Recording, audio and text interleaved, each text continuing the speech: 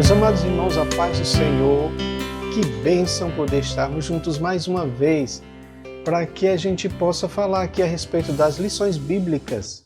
E nós já estamos avançando, como você sabe, já estamos na lição de número 8, que tem o tema A Disciplina na Igreja. Textuário diz: já vos esquecestes da exortação que argumenta convosco como filhos? Filho meu, não desprezes a correção do Senhor, e não desmaie quando por ele fores repreendido. Hebreus 12, 5. Verdade prática nos informa: a disciplina cristã é uma doutrina bíblica necessária, pois permite ao crente refletir o caráter de Cristo. Que bênção, meus irmãos. Que bênção esta lição, tá? Vamos dar continuidade aqui. Você pode acompanhar o nosso gráfico esboço, tá? No gráfico esboço você tem aqui as divisões dos tópicos que nós estudamos na lição. Então, primeiro, necessidade da disciplina bíblica. Deus é santo, a igreja é santa quando a igreja não disciplina. Segundo ponto, o propósito da disciplina bíblica: manter a honra de Cristo, frear o comportamento pecaminoso, não tolerar a prática do pecado. Terceiro e último ponto, as formas de disciplina bíblica: a disciplina como modo de correção, a disciplina como restauração e a disciplina como modo de exclusão. Amém?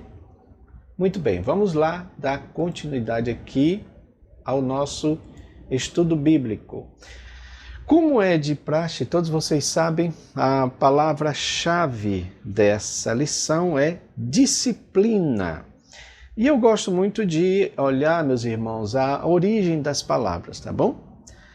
Quando você olha a etimologia dessa palavra, e eu quero pegar aqui do latim, porque é uma língua que se assemelha à nossa, né? O nosso idioma, o português, ele é também derivado, dentre outras, também do latim.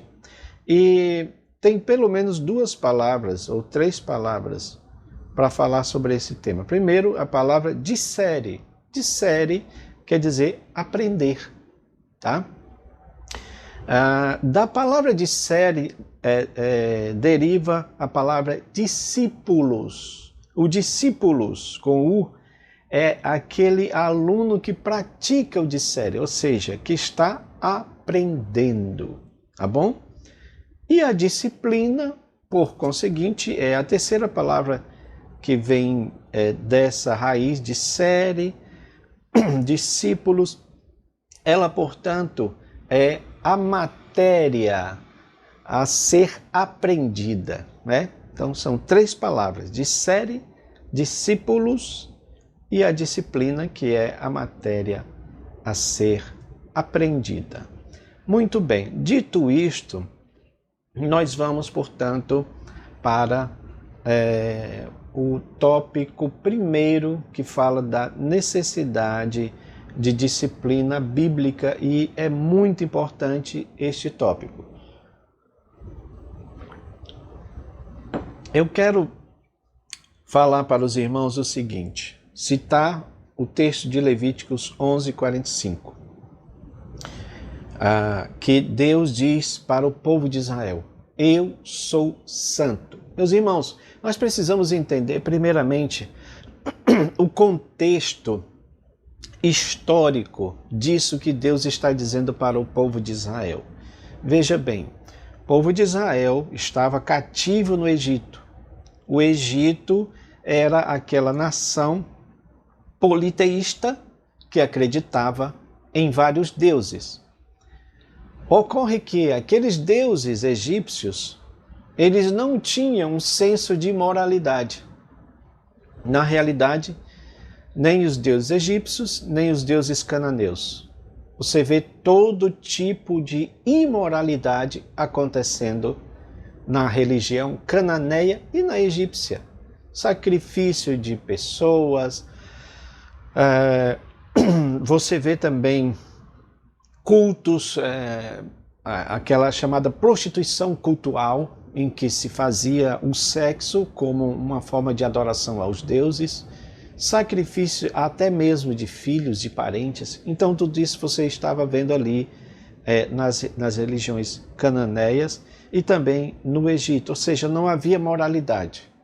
Quando Deus se revela para o povo de Israel, ele está dizendo em outras palavras: eu não sou como aqueles deuses do Egito. Eu sou santo. E o que isso significa? Todos nós sabemos. Separado. Deus é santo. Deus está separado. Deus está elevado. Deus está acima.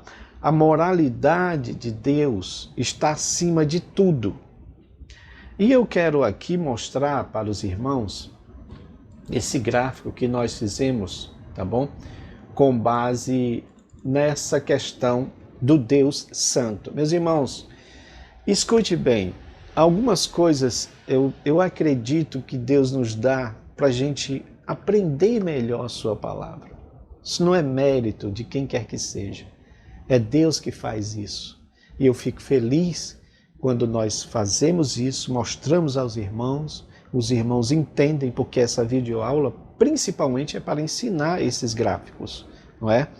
Existem gráficos aqui que eu faço e passa o tempo e depois eu olhando aqueles gráficos, eu preciso me situar para entender a ideia que me foi dada naquele momento, a inspiração que me foi dada naquele momento para que eu possa explicar o gráfico. Então, esse gráfico aqui, ele é muito importante. É um gráfico simples, mas ele está falando, claro, tomando vários textos bíblicos, como por exemplo, os vossos pecados fazem separação entre vós e o vosso Deus.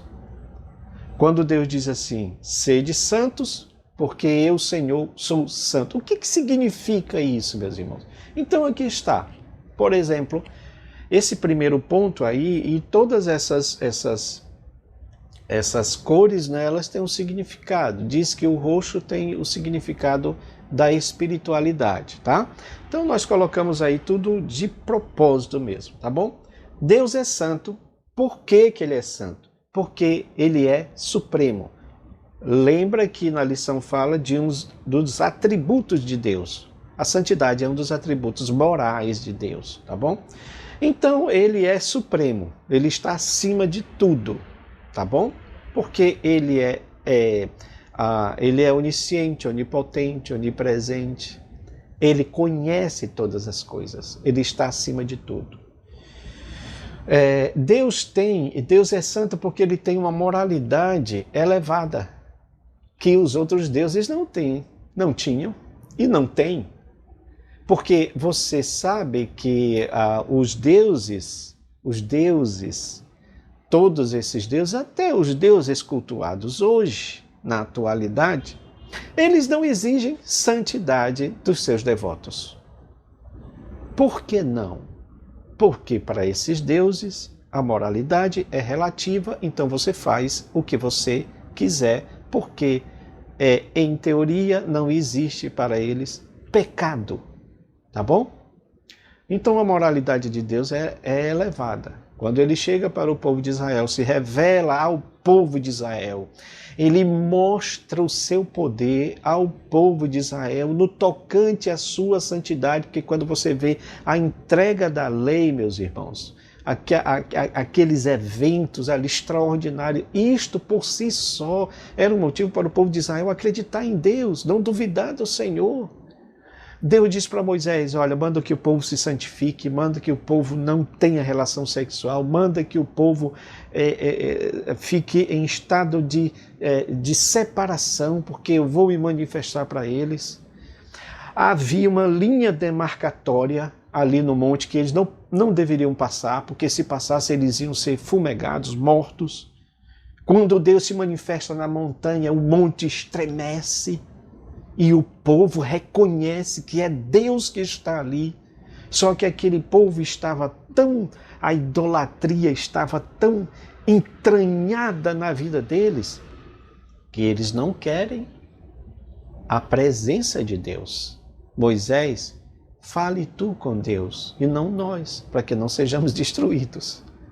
Porque eles reconheciam a pecaminosidade deles. Meus irmãos, Deus tem uma moralidade elevada, Deus tem um caráter elevado. Caráter é aquilo que a gente é assim que Deus é. Por causa de tudo isso, também há em Deus uma impecabilidade. É impossível Deus pecar, é impossível Deus praticar o mal moral que eu estou dizendo, tá bom? E por causa de tudo isso também, existe em Deus uma justiça retributiva que está relacionada com a santidade de Deus. Por exemplo, Deus é santo, e é claro que quem infringir a santidade de Deus, no sentido de ir contra aquilo que ele estabeleceu como leis para nós seguirmos, porque quando ele diz sejam santos, ele está dizendo para seguir o modelo dele, para ter uma santidade que se aproxima de Deus. Porque é isso que o pecado fez, meus irmãos, nos afastou de Deus. Quando o homem pecou, a primeira coisa que ele fez foi exatamente sair do Éden. O Éden, se você parar para pensar, era um santuário. Porque, me diga, talvez o tabernáculo, a gente pode fazer uma comparação. O Éden é como um tabernáculo, porque Deus se manifestava no tabernáculo. Deus se manifestava no Éden. À virada do dia, Deus estava lá com Adão. Mas quando Adão peca, há uma exigência de Deus que ele saia do Éden. Porque agora em pecado ele não poderia mais comungar da presença de Deus. Olha que coisa, o pecado fez esta barreira e ainda faz. O pecado faz este impedimento, esta barreira à nossa proximidade com Deus. E o que é a santidade? E o que é sejam santos como eu sou santo? O homem, embora pecador, mas agora alcançado pela graça de Jesus, alcançado pelo sangue de Jesus, ele se torna um pecador redimido. Ele se torna um pecador perdoado. Ele vai sendo santificado pelo sangue de Cristo. Se andarmos na luz como Ele na luz está, temos comunhão uns com os outros e o sangue de Jesus nos purifica de todo pecado. Agora nós podemos entrar na presença de Deus pelo sangue de Jesus. Hebreus 6, Hebreus 10, né? Tendo, pois, irmãos, ousadia para entrar no Santo dos Santos pelo sangue de Jesus. Olha que coisa maravilhosa, meus irmãos. É emocionante. Porque antes éramos pecadores afastados da presença de Deus, sujeitos à justiça retributiva de Deus através da sua ira, que era contra nós. Mas essa ira caiu sobre Cristo, que foi quem nos justificou, e agora nós podemos, em santidade, nos aproximar de Deus. Aleluia! Podemos nos aproximar de Deus. Não porque sejamos santos em nós mesmos. Tem uns evangelhos estranhos aí que acham, né, que o homem tem esse poder em si mesmo. O evangelho antropocêntrico. Mas não. A nossa suficiência vem de Deus, a nossa suficiência vem de Cristo. É Ele que nos resgata, é Ele que nos redime, é Ele que produz em nós santidade através do Espírito Santo. Sede santo, sejam santos como eu sou santo. É isso, meus irmãos. Olha a setinha lá, ó, saindo do círculo onde está a palavra homem, pegando ali na santidade, porque eu só posso me aproximar de Deus em santidade. Fora isso, não tem como. E tudo isso é para falar da santidade de Deus e desta disciplina que é importante para que a gente possa pensar sobre essas questões, né? Em nós mesmos, como nós nos aproximamos de Deus. A disciplina é importante. Queridos, tem um outro ponto aqui, não nesse gráfico, mas no comentário do nosso pastor, e eu sempre tenho dito isso. Quando Jesus fala sobre a oração do Pai Nosso, eu já falei isso aqui em outras oportunidades, mas eu acredito que é importante nós sabermos isso novamente, visto que a maioria das pessoas passam por cima do conceito assim mais importante do que Jesus disse: santificado seja o teu nome. Uma pergunta para a gente pensar dentro do meu comentário que eu vou fazer a respeito disso. Deus já é santo? Sim. Ele precisa ser santificado? Ele já é santo. Não precisa. Mas eu, como aquele que diz que sirvo a Deus, preciso e tenho que ter a responsabilidade de santificar o nome de Deus. O que significa isso, meus irmãos? Significa que com o meu testemunho, com a minha vida, eu estou santificando o nome de Deus. Se eu der um mau testemunho, as pessoas vão olhar para mim, mas esse aí é que serve a Deus? Que Deus é esse que aceita esse tipo de cristão ou de pessoa? Você tem um caso muito interessante sobre isso daqui, para exemplificar isso daqui, tá? Que Jesus disse. Quando Deus disse para Moisés: olha, Moisés, fala a rocha. O povo estava reclamando, com sede, e Deus disse assim: fala a rocha. Moisés, aborrecido, bate na rocha, fere a rocha, né? O cajado. A água saiu, a água jorrou, porque Deus tem compromisso com sua palavra. Mas isto custou muito caro a Moisés, meus irmãos. Vocês sabem da história. Eu sempre costumo dizer, até escrevi um artigo sobre isso, né? Eu já chorei lendo a Bíblia, né? Tem pontos que eu choro quando eu leio, ou quando eu li a primeira vez. Esse foi um dos pontos. Porque em punição, lembra que nós falamos lá? Disciplina é isso, é punição. A gente não quer falar a palavra, mas é esta. Moisés foi aquele líder que fez de tudo para introduzir o povo na terra prometida. Meus irmãos, vocês acham que Moisés não queria chegar até o final? Vocês acham que Moisés não queria entrar na terra? Ele insiste com Deus, chegando ao ponto de Deus dizer: chega, essa parte que eu chorei. Chega, Moisés, não me fale mais nesse negócio.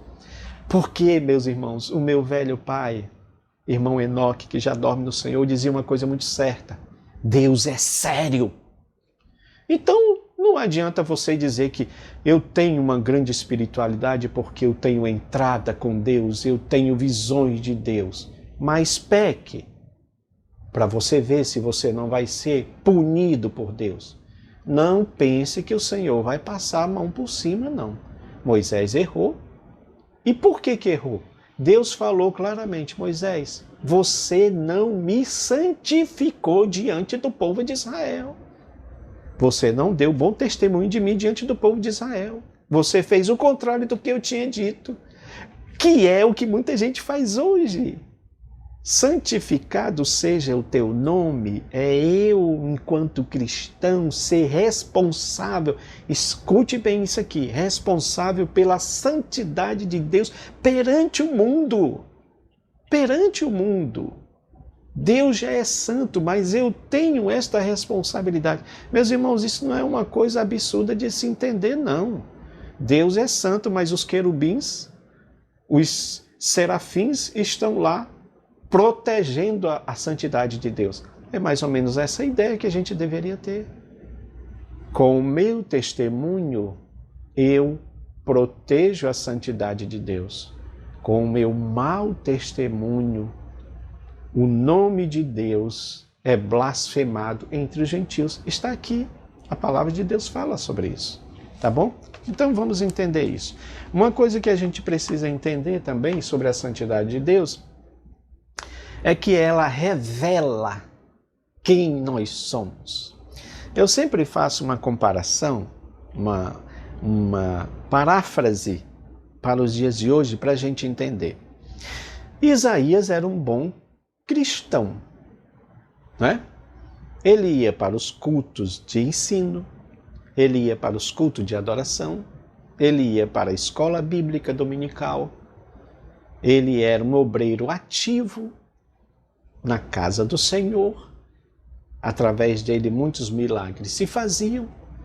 Mas eis que chegou um dia que Isaías estava diretamente na presença de Deus. E o que aconteceu, meus irmãos? Ele viu o estado em que ele se encontrava. E ele diz: ai de mim, porque sou um homem de lábios impuros e habito no meio de um povo de impuros lábios. E os meus olhos viram o Senhor, viram o Rei. O que ele estava dizendo? Ele sabia que pela lei estava escrito que ninguém poderia ver a Deus e continuar vivo, por causa do pecado que em nós habita. Mas ele era um bom profeta, ele era um servo de Deus.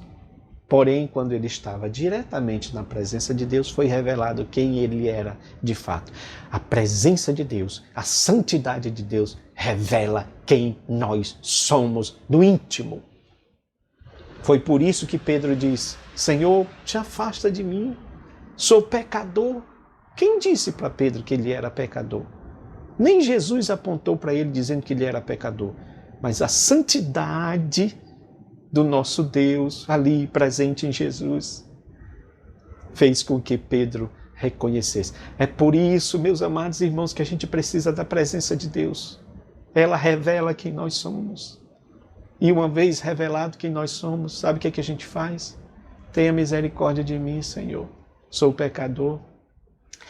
E para que você e eu permaneça na presença de Deus, os nossos lábios impuros, o nosso pecado, a nossa pecaminosidade precisa ser tratada. Por isso que o anjo vem com antenais, toca na boca de Isaías e a iniquidade dele ali é curada, é tirada. Agora ele está na presença de Deus, ele tinha certeza que ele não ia morrer porque Deus tinha resolvido o problema da pecaminosidade dele. Que coisa maravilhosa, meus irmãos. Agora nós temos isso em Jesus. Glória a Deus. Porque o sangue de Jesus Cristo nos purifica de todo o pecado. Aleluia. Louvado seja o nome do Senhor. A igreja, ela tem essa autoridade para aplicar a disciplina exatamente porque ela é santa. Tá bom? Isso é importante. Mas o que acontece quando a igreja não disciplina? Aí você tem um crente carnal, aí você tem a carnalidade imperando na igreja. Tá bom? É importante nós sabermos disso. Nosso comentarista fala muito claramente. É por isso que a gente está vivendo hoje, meus irmãos, uma simbiose, uma mistura do sagrado e o profano. Embora a gente sabe que o sagrado, a santidade de Deus, não se coaduna com aquilo que é profano, porque o profano é o contrário da santidade de Deus. Então, essas coisas estão acontecendo nos dias de hoje. Estamos vivendo tempos de mistura espiritual, onde o mal e o erro é chamado de bem e chamado de certo. E o bem e o certo é chamado de mal e de errado. Ou seja, aquilo que Isaías falou. Inversão de valores é o que nós estamos vendo acontecer. Tudo por causa de uma relatividade que se está pregando. Mas o Deus que nós servimos é absoluto. Não existe relatividade para Deus. Pecado é pecado, ontem, hoje e sempre vai ser pecado. Tá bom? Não podemos relativizar. Por isso que é importante nós entendermos este ponto aqui. Vamos lá, dando continuidade aqui. Segundo tópico, nos informa o seguinte: o propósito da disciplina bíblica. Primeiro, manter a honra de Cristo. Isso aqui está relacionado com o que eu acabei de falar sobre o fato de que nós somos responsáveis pela santidade de Deus, pela honra de Deus. Eu já citei aqui algumas vezes, meus irmãos, que o testemunho daquele pacifista, não era cristão ele era hindu, né, o Mahatma Gandhi, mas que ele chegou a dizer que concebia a ideia do Cristo, aceitava a ideia do Cristo, aceitava a religiosidade do Cristo, mas não aceitava a religiosidade dos cristãos. Por quê? Porque os cristãos não fazem ou não faziam aquilo que o Cristo ensinou. Porque, escute bem, se eu sou cristão, então significa dizer que eu estou seguindo a Cristo. Ele é o meu mestre. Eu estou andando nos seus passos. Eu estou fazendo a sua vontade. Eu estou seguindo o seu exemplo. É fácil? Não, não é fácil. Mas se eu não tiver esse entendimento que eu preciso mudar para ser igual a Cristo, é por isso que ele fala de renúncia. Quem quiser vir após mim, negue-se a si mesmo. Esse negar a si mesmo é negar a própria carnalidade, para assumir em nós a natureza do Senhor. Paulo fala sobre isso, eu não estou falando aqui heresia, meus irmãos. Eu fiz de tudo para Cristo nascer em vocês.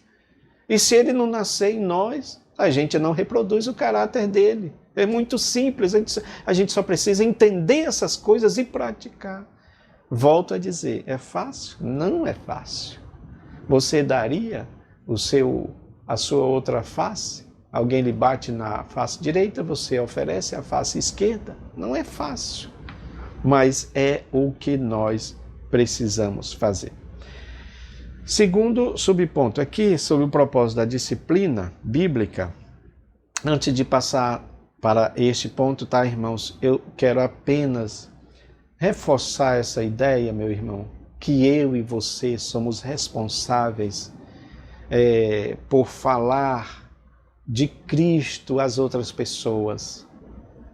Nós somos responsáveis por entregar a mensagem do Cristo às outras pessoas. E isto vai ser principalmente com o nosso exemplo, com o nosso testemunho.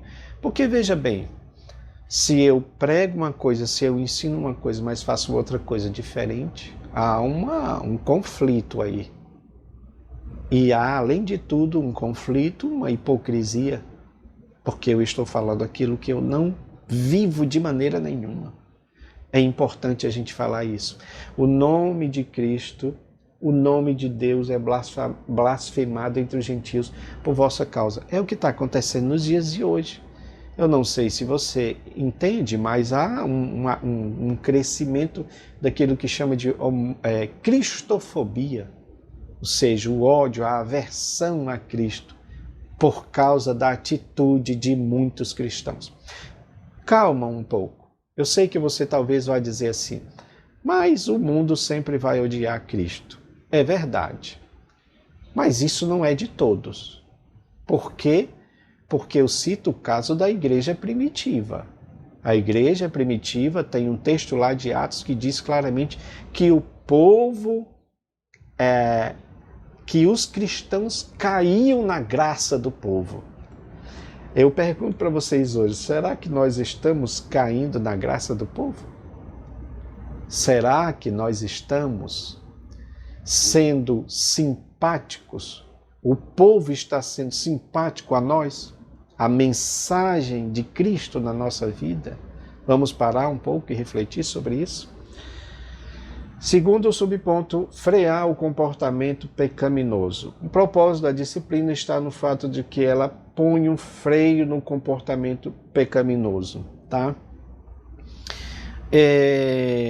Esse ponto aqui, meus irmãos, com todas as vênias ao nosso comentarista, eu acho que nós estamos aqui estudando, então precisamos, ver todas as possibilidades.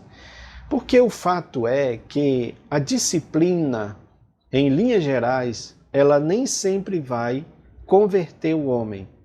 Ela nem sempre vai gerar arrependimento. Eu esqueci de anotar aqui o texto, mas há um texto no Apocalipse, quando nós estudamos lá sobre a grande tribulação acontecendo no Apocalipse, Inclusive, quando o sol ele aquece, se não me falha a memória, é no derramamento de uma das taças, que é ao contrário do que acontece nas outras pragas, né? Especialmente ali nos selos, em que o sol escurece. Nessa praga, né, das taças, o sol aquece. E a Bíblia diz que os homens rangiam os dentes contra Deus, blasfemando contra Deus. Ou seja, eles sabem que estão sendo castigados por Deus, mas eles não se arrependeram. Está lá na palavra. Então, a disciplina, eu sei que ali a gente pode dizer, não, mas ali são ímpios, né? Não são cristãos. Não sei. Haverá pessoas que se dizem cristãos no período da grande tribulação que vão ser irreconciliáveis. Isso é uma verdade, né? Então, a disciplina, ela nem sempre vai trazer esse aspecto do refrear. Mas eu acredito que o que vai fazer isso melhor ainda, e eu acredito que os irmãos concordam conosco, é exatamente o Espírito Santo que vai nos capacitar a vencer a nossa carnalidade. Aquela luta que Paulo fala lá em Gálatas 5, né? O Espírito luta contra a carne e a carne luta contra o Espírito. O Espírito humano. Mas quem fornece subsídio, força e poder para o Espírito humano é o Espírito de Deus, que fortalece o espírito humano para que ele vença a própria carne.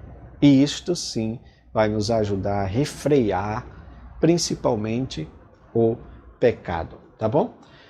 Terceiro ponto aqui, não tolerar a prática do pecado. Isso aqui é o que eu mais acredito que deve acontecer, né? Porque Paulo fala do caso lá de Corinto, do caso lá um caso em que estava acontecendo, em que não era chamado a atenção, não era disciplinado aquela pessoa que estava em pecado. Então, nesse sentido aí, a disciplina ela é importantíssima. Além do caso de Corinto, Paulo também fala do caso de Tiatira, onde tinha lá uma falsa profetisa chamada Jezabel, né?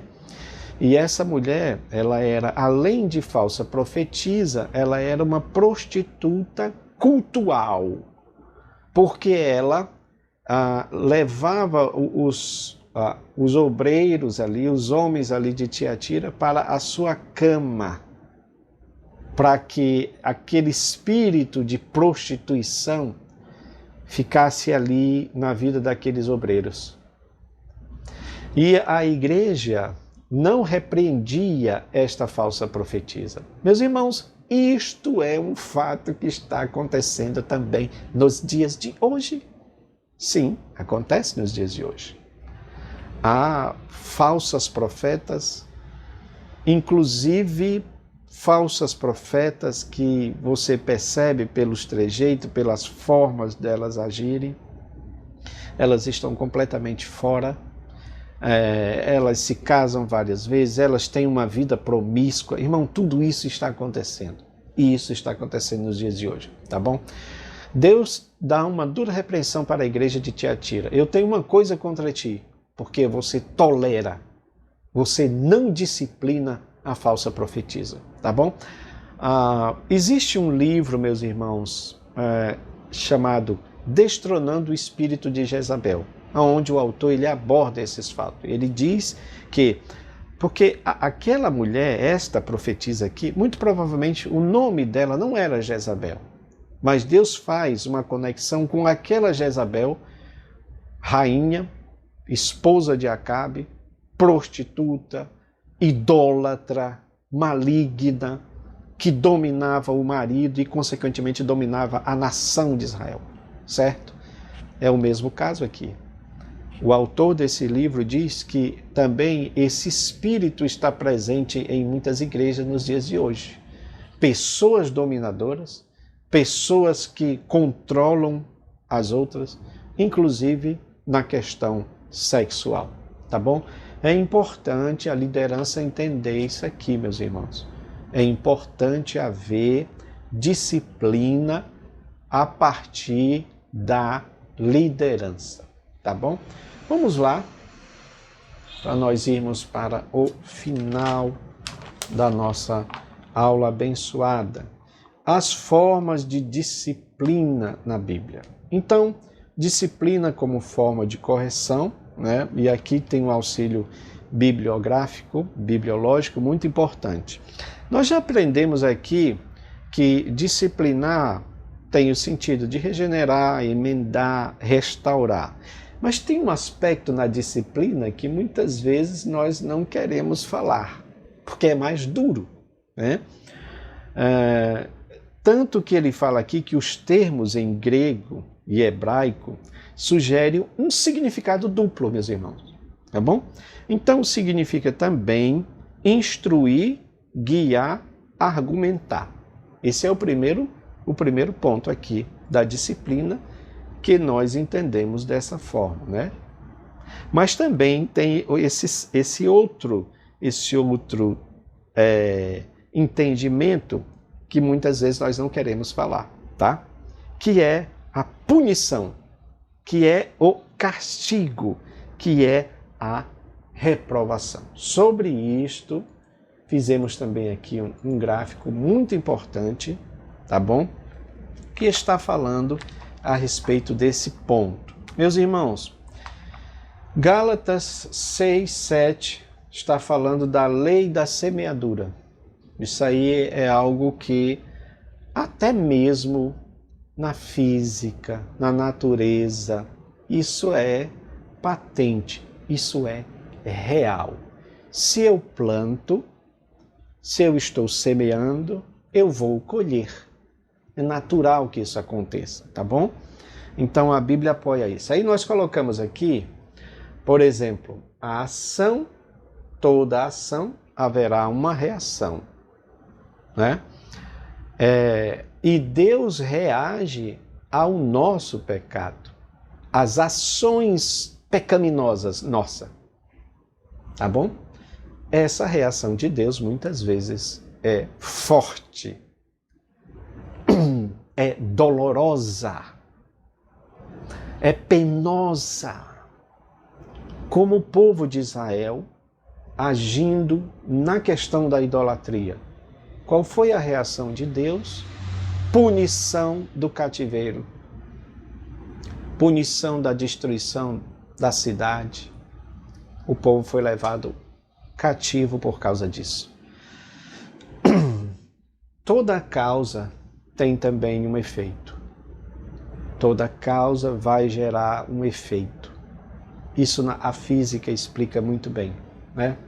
Assim como toda semeadura, conforme falei, haverá uma colheita. Então, nós precisamos entender que a disciplina vem neste sentido, para que haja uma correção, tá? Então, todo erro, todo pecado vai gerar uma reação, um efeito de disciplina, de punição, de castigo. É por isso que o nosso texto fala isso, ó. Filho meu, não desprezes a correção do Senhor e não desmaie quando por eles for repreendido. Deus faz isso com filhos. Eu como pai, você como pai, sabemos que nós muitas vezes castigamos nossos filhos. Eu como filho também em algum momento fui castigado pelo meu pai. Fui punido pelo meu pai. E qual o objetivo disso? Correção, disciplina. Mas muitas vezes nós não queremos, né? Eu até coloquei aqui, meus irmãos, para a gente refletir sobre isso, esses questionamentos aqui, ó. Tá lá, eu publiquei primeiro esse aqui, né? Se a disciplina é boa para corrigir, por que nem todos de fato são corrigidos? Aqui entra naquilo que acabamos de falar sobre a tolerância à igreja de Tiatira a Jezabel. Por que nem todos de fato são corrigidos? Incluindo a liderança. A liderança, estamos falando de pastores, de líderes, em detrimento de crentes comuns, né? Meus irmãos, eu não estou aqui inflamando nem atacando ninguém. Eu só quero que você entenda que isto é um questionamento da membresia e eles têm sentido de falar sobre isso, de questionar sobre isso. Quando o membro comum que eu estou dizendo é alguém que não é um líder, tá? Quando ele peca, ele é disciplinado, é levado à igreja, é levado ao conhecimento da igreja. Mas muitas vezes, quando é um líder, tem-se aquele corporativismo de passar a mão por cima. Eu sei que isso não é geral, tá bom, irmãos? Entendam isso. Não estamos generalizando. Mas é algo que, infelizmente, acontece. Quem viu o documentário da igreja Hillsong sabe do que nós estamos falando. Inclusive, o pastor sênior lá, o pastor principal, né, foi acusado com provas de pedofilia. Mas o que foi que aconteceu? Ele foi tirado dali e colocado para outra igreja. Está o documentário, né, falando sobre isso. E é triste porque entra naquilo que nós falamos, né, que a Bíblia mesmo diz. Por causa de vocês, o nome de Deus é blasfemado entre os gentios, né? Outro questionamento. A disciplina pode mesmo corrigir e impedir de pecar, como diz a lição, que foi aquele questionamento que a gente estava falando. A ideia de refrear, né? Tanto é que alguns são disciplinados e continuam praticando a mesma coisa. Por que nem todos aceitam ser disciplinados pela igreja? Nesse sentido aqui, a gente pode dizer que são indisciplinados. São pessoas que a Bíblia chama de réprobo, pessoas que não têm mesmo correção, né? Lembra que eu citei lá Apocalipse? As pessoas que vão ranger os dentes, blasfemar contra Deus, sabem que estão sendo castigadas por eles, mas não se arrependem, tá bom? A restauração para aquele que foi disciplinado. Eu quero colocar uma outra coisa que eu não coloquei aqui, que é muito importante. Sabe o que é, meus irmãos? E um dia desses fizeram esse questionamento em um estudo que a gente estava fazendo com os jovens. Por que é tão difícil a igreja perdoar quem caiu? Por que é tão difícil a igreja perdoar aquele irmão que cometeu uma falha moral? Porque sempre vamos colocar algum rótulo naquele irmão. Aquele irmão é o irmão que caiu. Aquele irmão é o irmão que pecou. Por que nós não conseguimos perdoar, meus irmãos? É importante também, né? Nós refletirmos sobre isso. Queridos, para finalizar, a disciplina como forma de exclusão. Meus irmãos, chega um ponto em que o pecado ele adquire assim ele adquire uma prática, ou o pecador adquire uma prática do pecado, quanto mais, no sentido de que ele a consciência dele não mais acusa, tá bom? Então ele vai continuar pecando sempre, e aí nesse sentido, a igreja não tem outra alternativa senão excluir esta pessoa, tá bom? Já houve casos aqui em que a própria convenção excluiu pastores, né? Há um caso muito conhecido, inclusive o próprio jornal Mensageiro da Paz relatou sobre isso, o caso de um pastor nos Estados Unidos, vocês sabem lá do avivamento de Boston, né? Escreveu um livro com muitas heresias e foi pedido que houvesse uma retratação, mas como o pastor lá, que eu não vou citar o nome aqui, não quis se retratar, então a convenção, mediante as provas, mediante o livro e tantas outras coisas, achou por bem excluir da própria convenção. Isso aconteceu, tá bom? Meus amados, eu quero agradecer vocês estarem aí nos ouvindo até agora. Ore por nós, ore pela minha saúde, ore pela minha vida, para que possamos continuar com esse trabalho, e que Deus nos abençoe, que Deus nos dê graça para a gente continuar. Tenha uma semana abençoada na paz do nosso Senhor Jesus. Amém.